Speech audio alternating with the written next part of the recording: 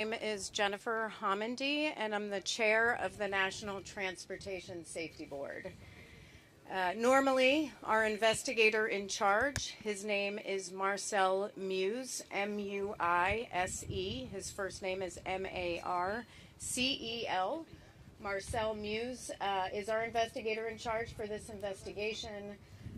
But just given that we've arrived on scene today, it's very early. I've asked that he remain at the command post to continue what he is doing so that I can brief you on what we're doing so far. Also with me is one of our newest board members. This is Alvin Brown, and this is his training launch. So the NTSB arrived on scene at 6 a.m. To investigate an accident involving a Singapore-registered vessel with the name Dali, D-A-L-I, which made contact with the Francis Scott Key Bridge in Baltimore, Maryland at around 1:30 a.m. this morning. The vessel is 985 feet long.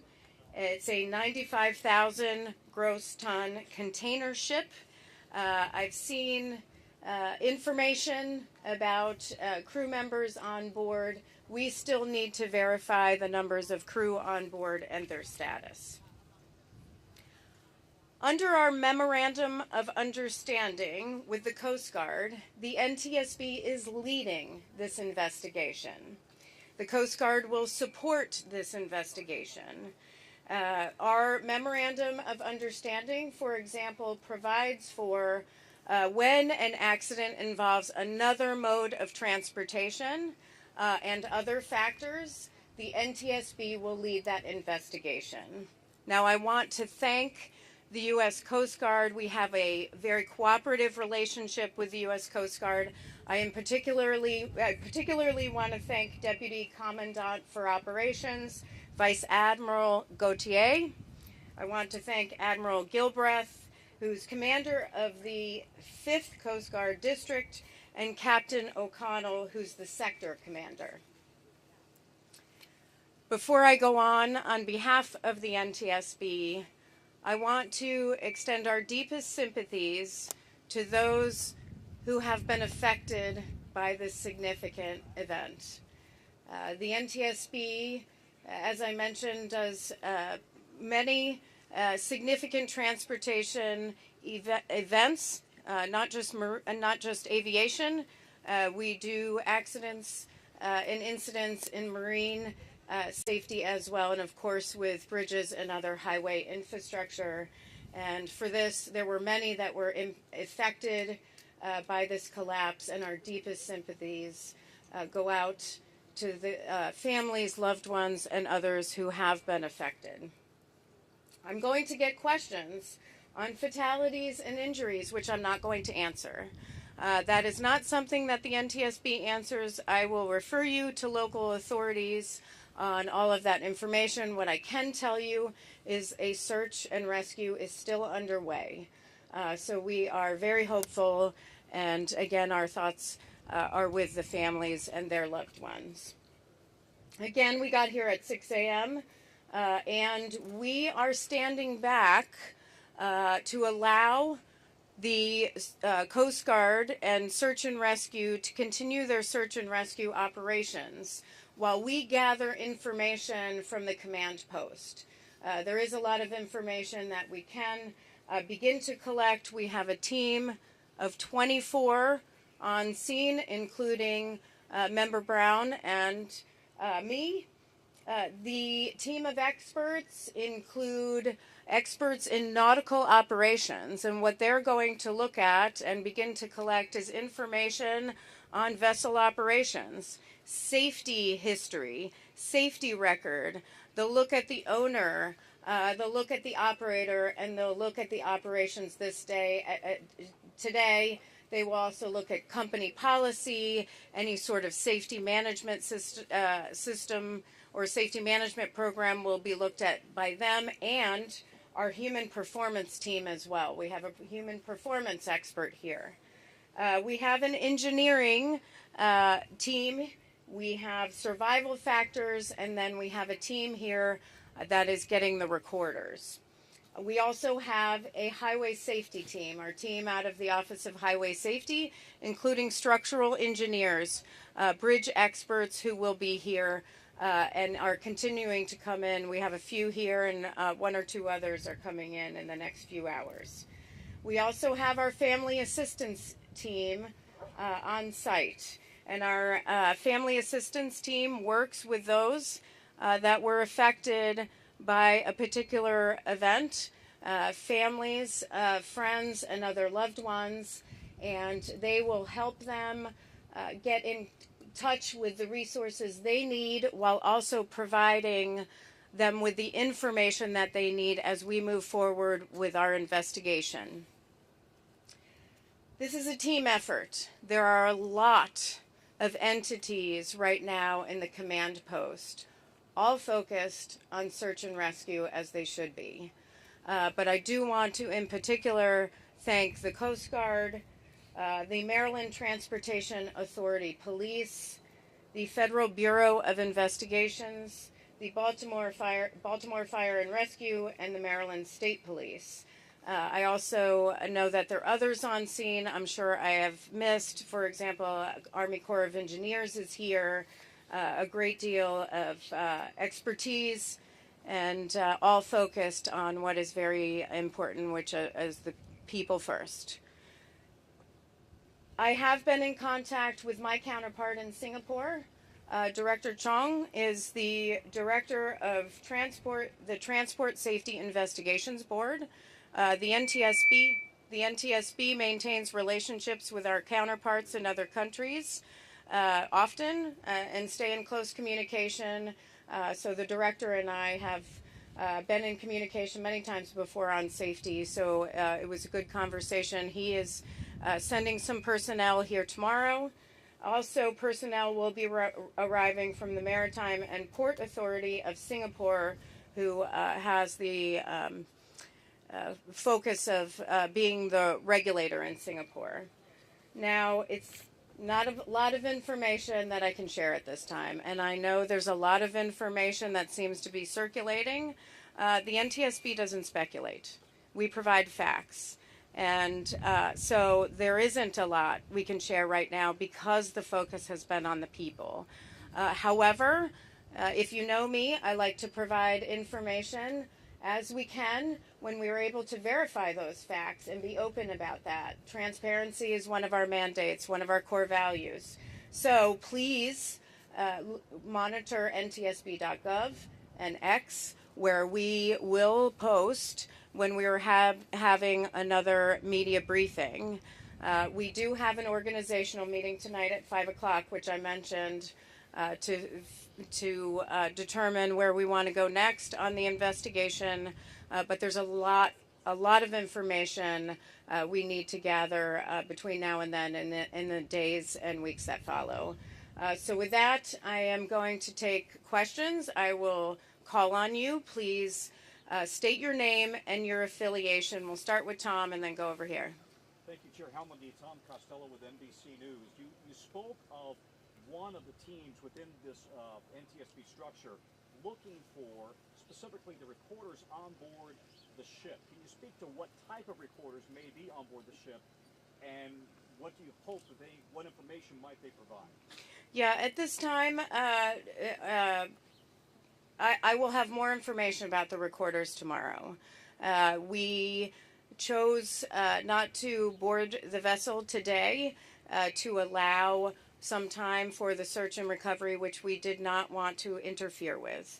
That is the first and foremost. We do have some information, but we need to verify that information first before I provide that information, before I verify it. So we'll have that information tomorrow, or maybe later tonight if you want to check with me. Yes.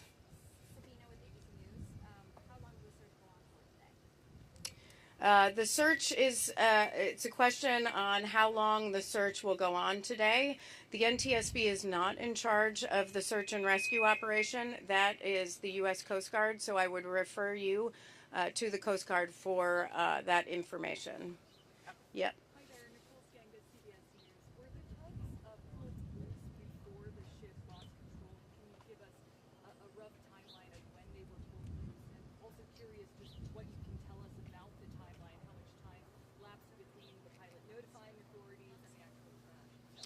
Yeah, there's a question on the tugs and the timeline.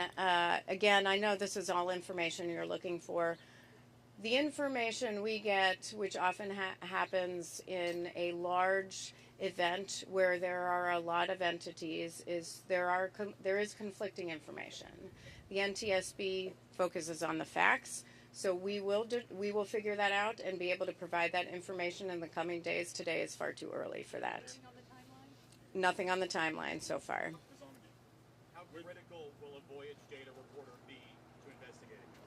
How critical will a voyage data recorder be to investigating this? It will be critical. It's a critical piece of our investigation, which is why we have a recorder's team here. Have you been able to investigate or figure out why this ship did not immediately drop anchor when the power went out and they were on course to flight? Again, that will be, the question is on dropping anchor and whether they did or did not, and the timing on that. Again, that'll be part of our investigation and part of our timeline. I can provide you more information on that in the coming days, but not today. Rena, about what ANI, just wanted to check, do you have any information on the crew that was on board, their nationality? Were there 22 Indians on board? Apparently there's a report that says there were 22 Indians who were on board. The question is who was on board the vessel and nationalities. I've heard conflicting information on that as well. We will have to get back to you on that. Yes. Do you have any reason to believe there were major deficiencies with the vessel before it set sail? What are you learning from previous inspections? The question is, were there any deficiencies on the vessel before it sailed, and will we be looking at any safety information? That is part of our investigation, where we look at in depth at safety information, anything that may have occurred prior to this, any sort of safety history with respect to the vessel, any sort of maintenance that was done to a vessel or the vessel or component on the ship. We will look at all of that, but it's much too early for all of that. Speak about the government assets that are here. Can you talk about the private sector folks that you're working with, whether they're folks from Paris, other folks from the insurance companies that you're in contact with now who are on the scene today? The question is, who are we working with from the private sector folks? I mean, certainly we're working with the owner-operators, which are two different entities for this vessel. We will be working with the Pilot Association, and we will have a number of federal, state, and local partners as party to the investigation. We are going to designate those tonight at the organizational briefing, and I'll have more information on that tomorrow. Right. Given obviously the search and rescue effort is the main focus right now, handled by the U.S. Coast Guard, but the Key Bridge being such a major thoroughfare for the city and for our commerce, for our entire country, not to mention the waterways being shut down, is there any sense of urgency to get this cleaned up faster, or what exactly is the priority beyond just the search and rescue? There's a question on what's the priority beyond the search and rescue. We don't, certainly investigations are a priority. Certainly environmental considerations are a priority, and so is traffic and getting, cargo vessels in and out of the Port of Baltimore. It's not the NTSB's priority. We have a number of organizations, including the Department of Transportation, Maryland Department of Transportation, the governor, that's doing a lot of work on that. But this is right now it's about people. It's about families and addressing the needs of those that were impacted. That's the focus. I don't think anybody in that room right now at the command post is thinking about what are the next steps to get things cleaned up. They're working to figure out who was impacted, if anyone was impacted, and how do we address that, because that is and should be the priority always. Eric Rosales with EWTN News Nightly. You talked a little bit about the families, and you talked a little bit about the rescue effort that's taking place. Have we confirmed that there were any more than just the 6 construction workers that were on the bridge itself? Were there any more possible other cars, other drivers on the bridge? So there's a lot of information. The question is on have we been able to confirm information on the number of cars on the bridge, the number of workers on the bridge? There are a lot of numbers. that we've heard back and forth. We need to verify that. The search team is doing that now. That's not for the NTSB. That is for the local authorities, Maryland State Police, and the Maryland Transportation Authority, as well as their federal partners through the Coast Guard, to be able to verify that information in particular. Right now, there could be other victims than just the 6 that you're searching. There are, nobody is going by a number. They are just looking and they're searching. That's what's important. Yeah.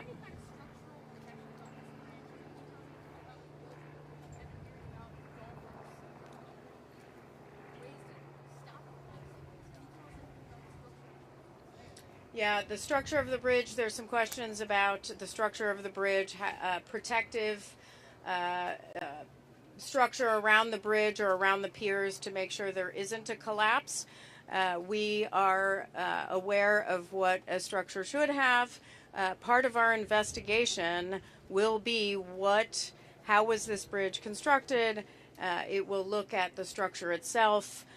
Should there be any sort of safety improvements? All that will be part of our investigation. We go very broad in our investigation.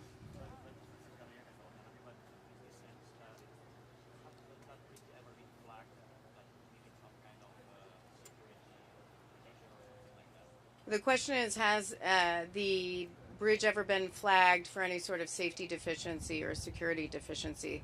That is information that we will that will take time to dig through.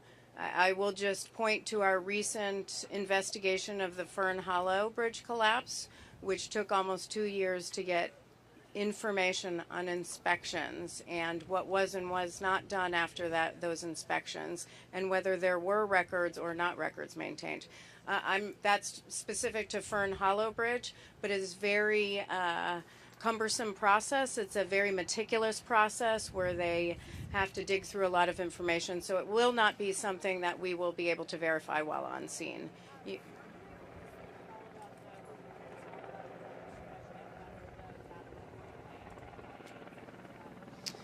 The question is on the reported power failure. We've heard the reports.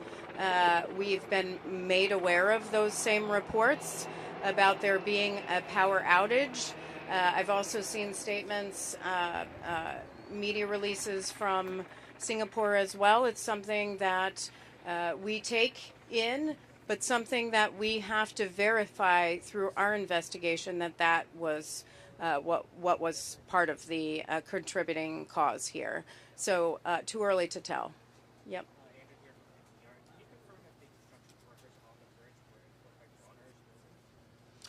Can I confirm whether the construction workers on the bridge were employed by Bronner Builders Incorporated?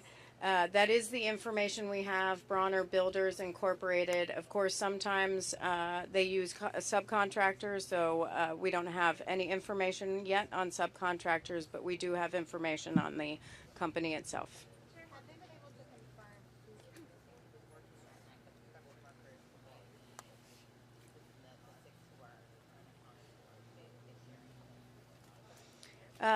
is there any information on anybody that is unaccounted for and whether they were able to verify with the company? That is something that the federal officials, the FBI, along with the Coast Guard, will verify, not the NTSB. We've gotten word that, of course, there were the construction workers, but one of the people was a state inspector. Can you share any word if you know about that? And that was the person that was rescued and taken to the hospital? The question is about a state inspector. I don't have information on the state inspector at this point.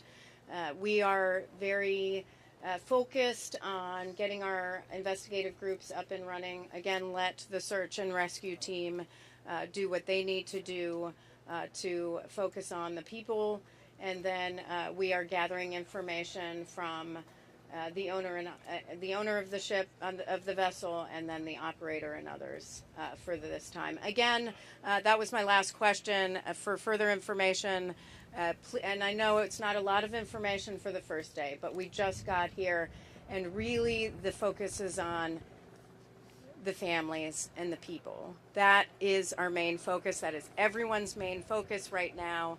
The rest can wait. So please monitor ntsb.gov and our Twitter feed for the next briefing. Thank you. Ma'am, will Secretary Buttigieg be